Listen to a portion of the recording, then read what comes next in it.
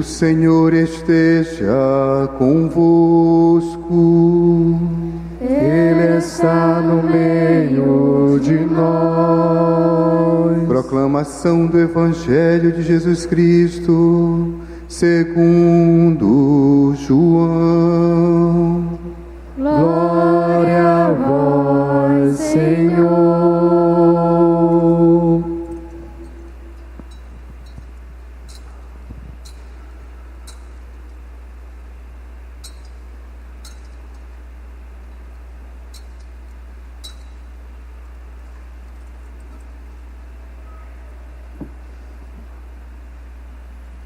Naquele tempo, disse Jesus a seus discípulos: Não se perturbe o vosso coração. Tende fé em Deus, tende fé em mim também. Na casa de meu Pai há muitas moradas. Se assim não fosse, eu vos teria dito: Vou preparar um lugar para vós. E quando eu tiver ido preparar-vos um lugar, voltarei e vos levarei comigo, a fim de que onde eu estiver, estejais também vós. E para onde eu vou, vós conheceis o caminho. Tomé disse a Jesus: Senhor, não sabemos para onde vais. Como podemos conhecer o caminho? Jesus respondeu: Eu sou o caminho, a verdade e a vida. Ninguém vai ao Pai senão por mim. Se vós me conhecesseis, conheceríeis também o meu Pai. E desde agora o conheceis e o vistes. Disse Filipe: Senhor, mostra-nos o Pai, isso nos basta. Jesus respondeu: Há tanto tempo estou convosco, e não me conheces, Filipe? Quem me viu, viu o Pai. Como é que tu dizes: mostra-nos o Pai? Não acreditas que eu estou no Pai e o Pai está em mim? As palavras que eu vos digo, não as digo por mim mesmo, mas é o Pai que, permanecendo em mim, realiza as suas obras. Acreditai-me, eu estou no Pai e o Pai está em mim. Acreditai ao menos por causa destas mesmas obras. Em verdade vos digo: quem acredita em mim fará as obras que eu faço, e fará ainda maiores do que estas, pois eu vou para o Pai. Palavra da salvação. Glória a vós, Senhor.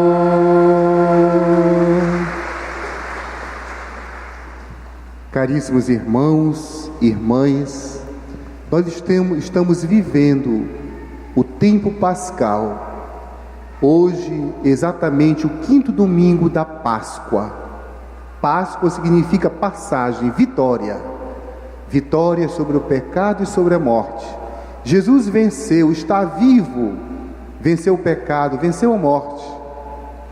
Jesus assim nos prepara a entrada na glória de Deus, nos prepara a salvação definitiva. E no Evangelho de hoje, ele diz assim aos discípulos que perguntam, que pedem: mostra-nos o Pai, mostra-nos o caminho. Jesus diz: quem me viu, viu o Pai. Quem me viu, quem me conheceu sabe, eu sou o caminho, a verdade e a vida. Jesus é a perfeita revelação de Deus. Quem quer saber como Deus é, como Deus pensa, como Deus age, como Deus ama, como Deus serve, leia os Evangelhos. Veja as atitudes de Jesus, como Jesus age com os pobres, com os doentes, com os sofredores. É assim que Deus age. Jesus revela Deus, revela o Pai. Como Jesus age com as mulheres discriminadas socialmente no seu tempo. Jesus acolhe, Jesus perdoa, Jesus inclui. É assim que Deus age. Quem me viu, viu o Pai. Quem me conheceu, conheceu o Pai de Jesus. Como Jesus age com relação a nós? Prega o reino de Deus. reúne as multidões, multiplica os pães, perdoa os pecadores. Filipe diz: Jesus, quem me viu, viu o Pai. Para conhecer Deus, como Deus é bom pastor, Deus é misericórdia para os pecadores, Deus é o anúncio da salvação, Deus e seu reino agindo, presente, libertando, salvando, Deus no meio do povo. Jesus é a revelação de Deus. Ele diz aos discípulos: olhem, eu sou o caminho, eu sou a verdade, eu sou a vida, eu e o Pai somos um, quem me viu, viu o Pai. Jesus revela Deus, torna Deus presente, mostra que Deus é nosso Pai. Deus é Pai à maneira de Jesus, assim como Jesus é.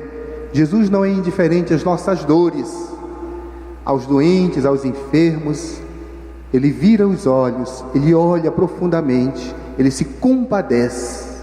No Evangelho de São Marcos, Jesus é o bom pastor que se compadece do rebanho. Jesus é o pastor que olha com misericórdia para os pecadores. No Evangelho de São Marcos, Jesus é rodeado pelas multidões. No Evangelho de João, que nós lemos hoje, ele é caminho, verdade e vida. E lá no capítulo 10 do Evangelho de João, ele diz: eu sou o bom pastor. O bom pastor ama sem medida, o bom pastor dá a vida pelo rebanho. Como Deus é, vamos saber olhando para Jesus, lendo os evangelhos, conhecendo Jesus, fazendo experiência da misericórdia de Jesus, ouvindo sua palavra, seguindo seus passos. Eu sou o caminho, a verdade e a vida. O evangelho de hoje nos mostra Jesus como o perfeito revelador do Pai. Agora vejam bem, Jesus diz assim: olha, a minha partida é iminente, eu vou preparar-vos um lugar, e eu voltarei e vos levarei comigo, para que onde eu estiver, vós estejais também. Jesus fala isso antes da morte e da ressurreição: vou preparar-vos um lugar. Como é que Jesus vai e nos prepara o lugar? Pela morte de cruz, pela ressurreição.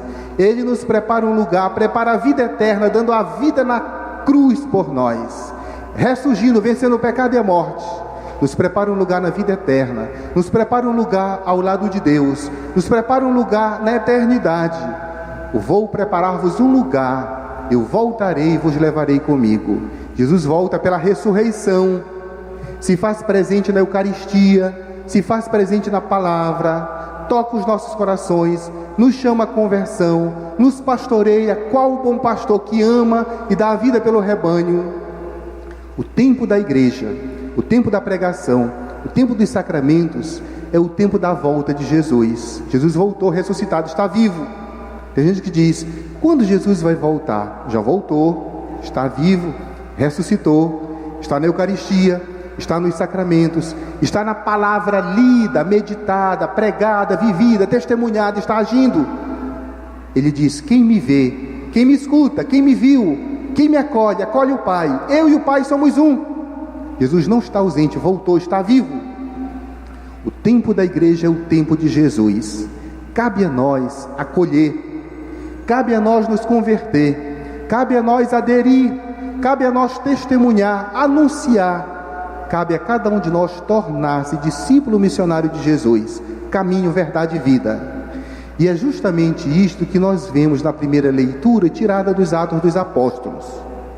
Os apóstolos que fizeram experiência de Jesus, eles que comeram com Jesus, que viram seus milagres, que ouviram sua pregação durante sua vida pública, eles que se encontraram com Jesus depois que ele ressuscitou dos mortos, eles que sabem e testemunham que ele está vivo.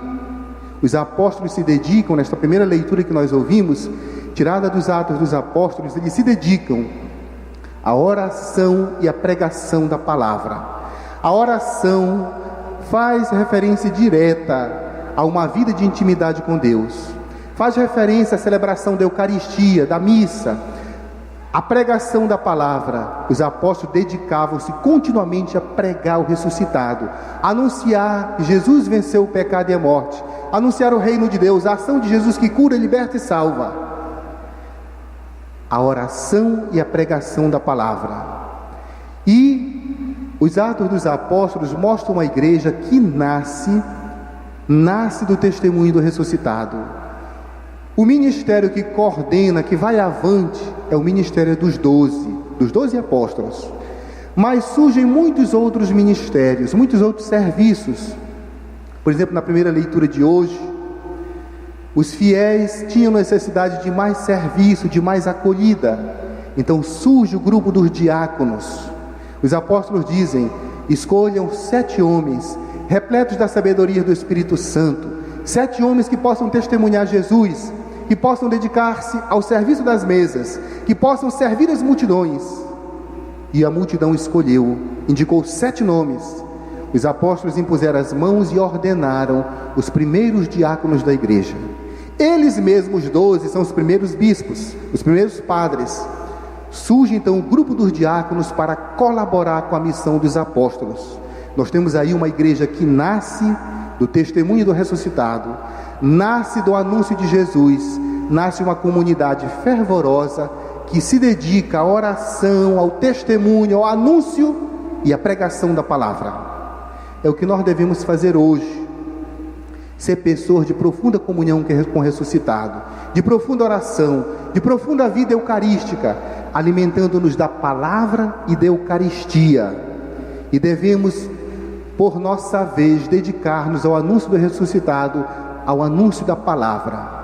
Assim como surgiu o grupo dos 7, os 7 diáconos, para servir as mesas, para servir as comunidades, nós somos batizados, nós somos abençoados no matrimônio, nós somos crismados, nós recebemos a Eucaristia para quê? Para sermos ministros de Deus. Cada batizado, cada crismado, cada pessoa que recebe o sacramento do matrimônio, cada pessoa que é ordenado padre, diácono, bispo, é para servir o povo de Deus.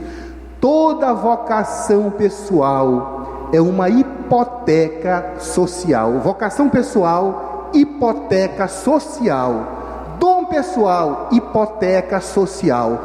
Todo dom pessoal é para ser colocado a serviço da comunidade, a serviço do povo de Deus. Veja o grupo dos 12, escolhido por Jesus, a serviço da comunidade. Veja o grupo dos 7 diáconos, a serviço da comunidade. Veja a multidão dos fiéis, a serviço da coletividade. Assim também devemos ser nós. E nós que fizemos a experiência de Jesus. E nós que sabemos que Ele está vivo. E nós que o ouvimos na palavra, na pregação. E nós que nos alimentamos dele na Santa Eucaristia. Qual é nosso ministério? Qual está sendo o nosso testemunho? Que pregação estamos fazendo? Como estamos vivendo nossa vocação cristã de batizados? Estamos sendo nós, discípulos missionários de Jesus? Cada um se pergunte: o que posso fazer? Onde posso melhorar? Como viver minha fé? Como viver meu batismo? Como anunciar Jesus como os 12 apóstolos, como os 7 diáconos, como a multidão que se dedicava à oração e à pregação da palavra? Como viver isto hoje? Eu que também faço experiência do ressuscitado, eu também que sei que Jesus está vivo, está no meio de nós, como testemunhá-lo? A segunda leitura que nós ouvimos, tirada da primeira carta de São Pedro, o apóstolo diz assim: olha, o ressuscitado, Jesus, o vencedor do pecado e da morte, ele é a pedra principal da igreja, é ele o alicerce. É sobre ele que nossa fé, nossa igreja, nossa comunidade é construída. E nós, quem somos nós? Se ele é o alicerce, cada um de nós é uma pequena pedra da construção. Se ele é o alicerce, cada um de nós é um pequeno tijolo do grande edifício espiritual que é a igreja.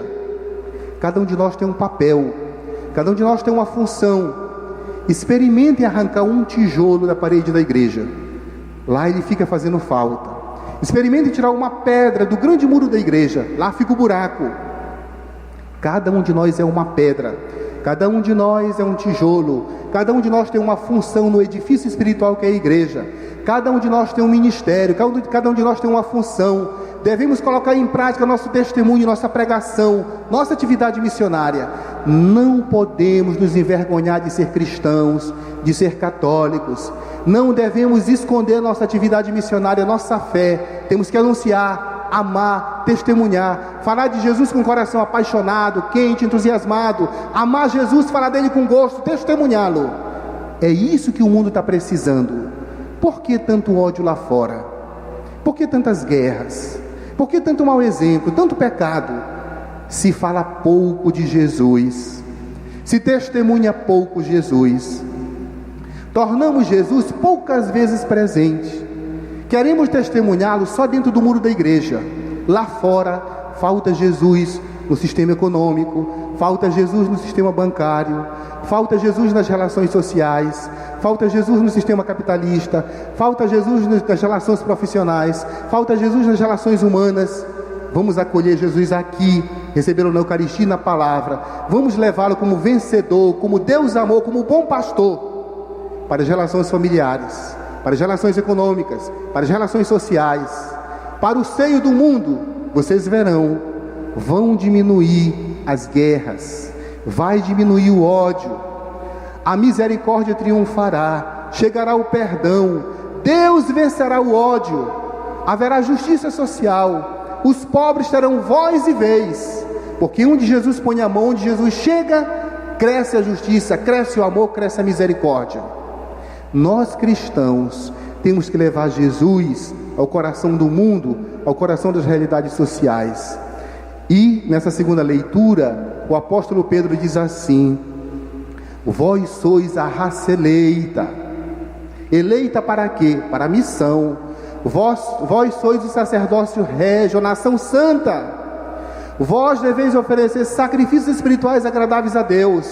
O que é o sacrifício espiritual? A oração, a atividade missionária, a pregação, o testemunho, o esforço cotidiano para anunciar Jesus, para levar o amor de Jesus ao coração do mundo e ao coração da história. Que o Jesus que diz de si mesmo: eu sou caminho, verdade e vida, quem me viu, viu o Pai, possa ser amado e aderido por nós, e que nós possamos testemunhá-lo na nossa família, na nossa casa, no nosso trabalho, nas nossas realidades urbanas e sociais. Louvado seja o nosso Senhor Jesus Cristo. Para sempre seja louvado.